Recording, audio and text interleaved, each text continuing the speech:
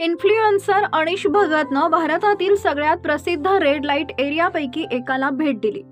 इथं त्यानं एक सेक्स वर्कर आणि त्याची सोशल मीडिया फॉलोअर रॉक्सी सोबत एक दिवस घालवला. आतापर्यंत या व्हिडिओला 2 कोटींपेक्षा जास्त व्ह्यूज मिळालेत. व्हिडिओच्या सुरुवातीलाच भगतनं रॉक्सीला भेटणार असल्याचं सांगितलं. तो तिला भेटतो आणि थोड्या गप्पानंतर रॉक्सी त्याला तिच्या फ्लॅटवर बोलावलं. रॉक्सीनं त्याला तिचं पूर्ण घर दाखवलं. तिनं त्याला तिची रूम ही दाखवली. ती म्हणाली की ही माझी रूम आहे, मी कधीच कुणाला इथं आणत नाही, तू पहिला आहेस. गप्पा सुरू असताना रॉक्सी तिच्या भूतकाळाबाबत सांगते. माझ्या वडिलांच्या मृत्यूनंतर माझे काका मला नोकरी मिळवून देण्यासाठी इथं घेऊन आले होते. त्याने मला विकलं. ती इमोशनल होऊन सांगते, आता तर वेदनाही होत नाहीत. रॉक्सीला लिहिण्या वाचण्याची सवय आहे. ती आजूबाजूच्या मुलांची ट्युशनही घेते.